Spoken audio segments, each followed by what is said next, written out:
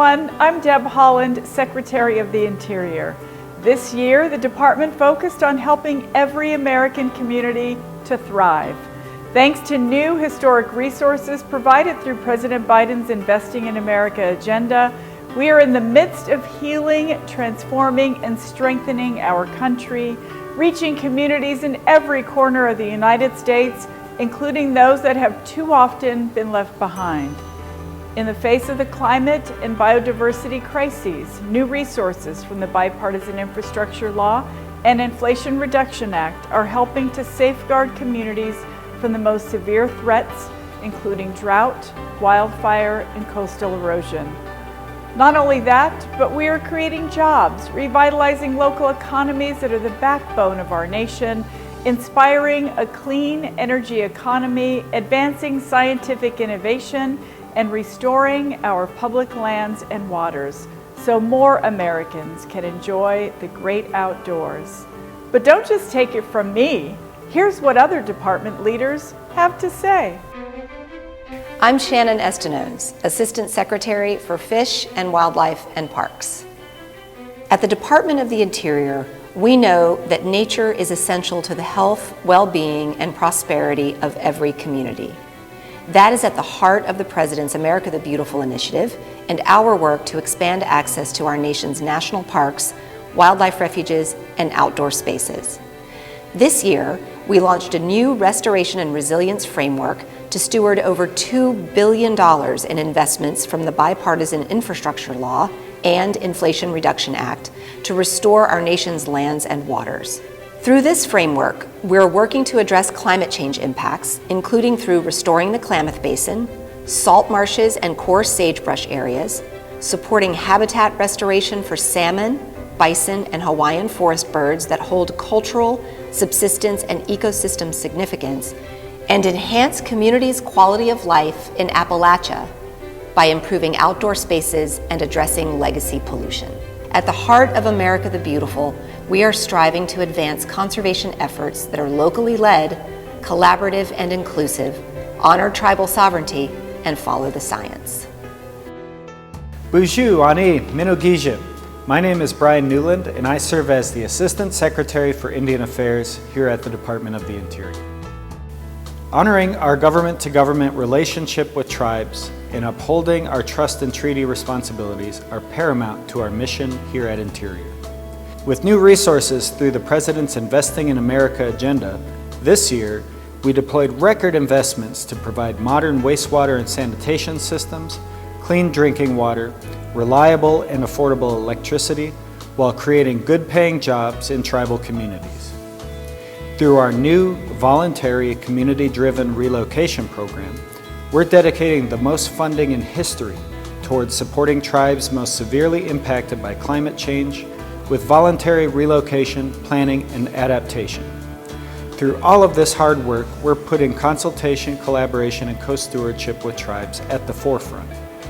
This is one step among many that we're taking to strengthen the resilience of Indigenous communities and get the resources into the hands of tribal leaders who know best how to care for their people. I am Carmen Cantor, Assistant Secretary for Insular and International Affairs. The U.S. territories are a vital part of the fabric of America. As we at Interior steward new investments from the President's Investing in America agenda, we're working closely with our territorial partners to ensure these investments make the largest impact and reach as many communities as possible. To help in this endeavor, this year we waive all local cost-sharing requirements for the U.S. territories of American Samoa, the Commonwealth of the Northern Mariana Islands, Guam, and U.S. Virgin Islands for all Bipartisan Infrastructure Law and Inflation Reduction Act grants. This initiative removes financial barriers as our work continues to safeguard ecosystems, revitalize domestic water supplies, and advance climate resilience in the territories. This work builds on our other efforts to ensure that U.S. territories are part of any climate solution and that the compact agreements with our freely associated states partners are fully enacted and funded by Congress. I'm Michael Brain, Principal Deputy Assistant Secretary for Water and Science. As communities across the West experience severe drought conditions, we bring every tool and every resource to bear, ensuring that we both minimize the impacts of the drought and also develop long-term plans to facilitate conservation and economic growth, because no community should be left behind. Nowhere is this more acutely needed than in the Colorado River Basin, on which 7 states, 30 tribes, and 40 million people rely. Through the President's Investing in America agenda, we are leveraging over $12 billion nationwide to revitalize aging water systems, advance innovative water reuse methods, and connect rural and disadvantaged communities to clean, reliable drinking water supplies, many who have been waiting decades for clean water to flow from their taps. I'm Joan Mooney, Principal Deputy Assistant Secretary for Policy Management and Budget. As climate change drives longer-lasting, more intense, and more destructive wildfires across the country, we're putting resources from the Bipartisan Infrastructure Law to use in supporting our wildland firefighting workforce and increasing the resilience of lands that are under the most direct threat. This year, in partnership with the U.S. Department of Agriculture, we launched development of a joint behavioral health program for wildland firefighters. We also implemented temporary pay increases for all wildland firefighters, and we're working with champions in Congress to make them permanent. To more effectively prepare for and respond to wildland fires, the Wildland Fire Mitigation and Management Commission, which Interior co-chairs, also released a report with a comprehensive set of recommendations outlining strategies to chart a new path for collaborative wildland fire management, a path that responds to the growing challenge of wildland fire that the climate crisis exacerbates. I'm Steve Felgus, Deputy Assistant Secretary for Land and Minerals Management. Through the President's Investing in America agenda, we're implementing the largest investment in tackling legacy pollution in American history. Millions of Americans live within 1 mile from a toxic abandoned coal mine or orphaned oil and gas well. Not only are these sites environmental hazards, but they also jeopardize public health and safety, lead to flooding, and can cause sinkholes that harm neighborhoods, roadways, and wildlife. With historic new resources, states, tribes, and federal land managers have remediated over 6,000 orphaned oil and gas wells and reclaimed hundreds of abandoned mines, creating jobs and revitalizing local economies in the process. This year at Interior, we also established a new Orphan Well Program Office to help with effective, accountable, and efficient implementation of this program, making it easier for our partners in this work to get boots on the ground as quickly as possible. I'm Bob Anderson, Solicitor of the Department of the Interior. The Upper Columbia River Basin historically supported abundant wild salmon, steelhead, and native resident fish populations, which supported and sustained thriving tribal cultures and communities. Since time immemorial, members of these tribes and their ancestors stewarded these native species and relied upon their abundance as the staples of their daily diets and ceremony.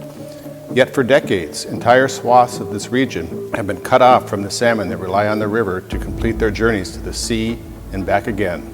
This year at Interior, we finalized an historic agreement that will support tribally led efforts to restore healthy and abundant salmon populations in the Upper Columbia River Basin and safeguard cultural and spiritual practices in the region. This agreement will support our work to honor federal commitments to tribal nations, deliver affordable and reliable clean power, and meet the many resilience needs of stakeholders across the region. I'm Laura Daniel Davis, Acting Deputy Secretary. Partnerships are core to everything we do at the department. States, tribes, local and federal partners are key to leveraging the historic resources from the President's Investing in America agenda to strengthen the communities we serve. From collaborative conservation to investing in Indian country to ensuring community resilience across our nation, we spent this year working hand in hand with partners to make sure that we were developing programs that had the benefit of their feedback. Invaluable perspectives from farmers, ranchers, outdoor recreation enthusiasts, water users, workers, and labor leaders, conservationists, and so many others informed our efforts. As we implement once-in-a-generation investments provided through the Bipartisan Infrastructure Law and Inflation Reduction Act, we will continue to work together to get these resources to the communities who need them most. Our work is far from over, but I'm so incredibly grateful for all that we've accomplished this year. None of this would be possible without the more than 65,000 career employees and contractors who are the backbone of our team. Together, we are building a brighter, more equitable future for everyone. Here's to an incredibly productive 2023 and endless possibilities for 2024. And so from all of us here at the Department of the Interior, happy holidays and best wishes for a happy new year.